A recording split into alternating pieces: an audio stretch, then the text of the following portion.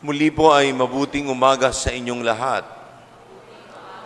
Ngayon po ay Biyernes sa ika-32 linggo sa pangkaraniwang panahon. Ang unang pagbasa ay galing sa Aklat ng Karunungan. Patuloy po natin na pakikinggan ang nakasaad sa Aklat ng Karunungan. No?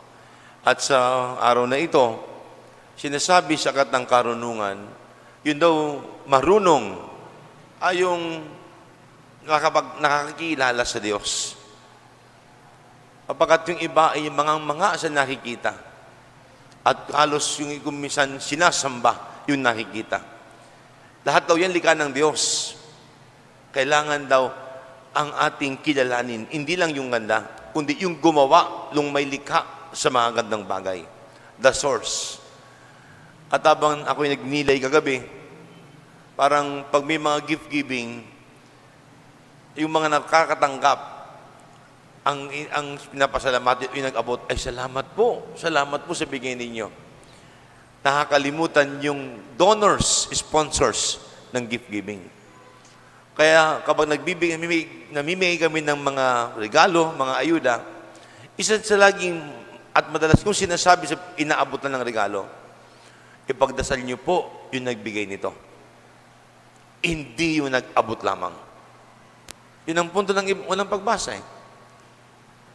Ang ganda ng kapaligiran, alos sambahin.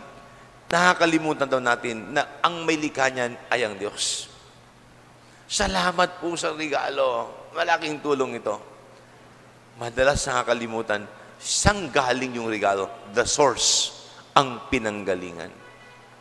Kaya madalas sinasabi ko pag may mag-giving, ako nangunguna, ipagdasal niyo po yung nagbigay nito.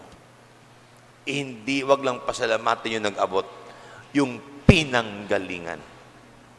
Yun ang sinasabi sa unang pagbasa. Saan ba galing yan? Anong source niyan? Yan. Give credit to whom it is due. Kung sino nagbigay. At patuloy namang dagdagan ng Diyos ang ating karunungan. Bawasan ang kabalbalan, dagdagan ang karunungan. Pangalawa po, sa Ebanghelyo, ay tungkol dito sa katapusan. Kapag sumasabay sa liturya ng simbahan, patapos ng liturya ng simbahan. Ang alam naman natin, it comes when we least expect it. Alam natin, marami tayong na kwento. Dahil sa karamdaman, biglang kamatayan, dahil sa aksidente, napinsala ng sakuna. Hindi inaasahan. Malungkot ang mamatayan. Di hamak, mas malungkot yung biglaan. Kaya sabi sa unang Ebanghelyo, dapat lang laging handa. Laging handa. Kaya yung awit na lumang awit na iram sa Diyos, ayan, ang ating nanamnamin at uunawain ng todo, ay talaga naman, madaling tanggapin. At lagi natin isipin, hiram nga naman talaga sa Diyos. Kailangan laging handa. At kapag, alam naman natin po habang nagkakaida ng tao, ang katapusan mas naging malinaw. Kasi yung mga kasamahan mo, kasabayan mo, unti-unti na nauuna. Kaya habang nagkakaida ng tao, ako bata pa naman ako, kahit paano. Pero ang dami ko ng contemporary, mas bata pa sa akin, ibang paring nakasama ko noon, nauna na. Mas nagiging malinaw ang katapusan. Hindi naman dahil matatapos ang liturya. Darating at darating yan. Kasi ang paalala ng Ebanghelyo, laging maging handa. Laging maging handa. And many times, it comes when we least expect it. Kapag hindi natin inaasahan. At pangatlo po, ngayong ginugunita si Santa Isabel na Hungaria. May asawa, may anak.